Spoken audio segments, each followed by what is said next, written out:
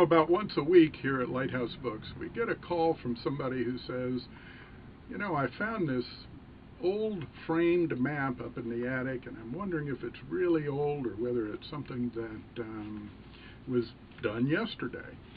And the answer to that is very simple. It's very straightforward, and it's easy to remember. And it has to do with the printing process. In the old days, before 1830, maps were done with a big old piece of copper plate that an artist had engraved on, and then they inked it and handed it over to the printer. The printer put it in one of those big old printing presses and smashed it down, mushed it down on the paper. And because they did that, the impression always leaves a plate mark.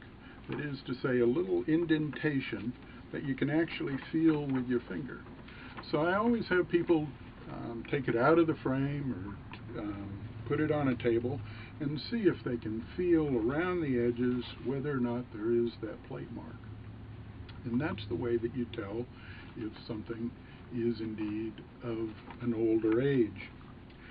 This particular map is one of my favorites.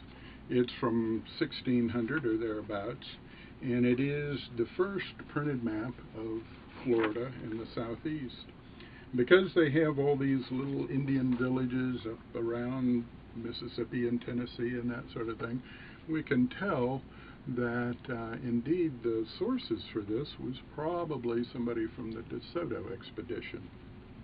The other parts on this particular page have to do with part of Mexico and the backside of Peru, where of course at that time, around 1600, all the gold and silver was coming out of that area.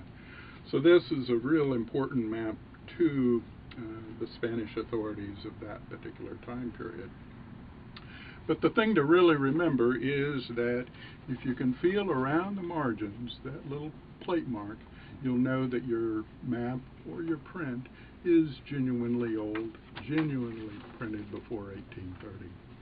And that's how you know.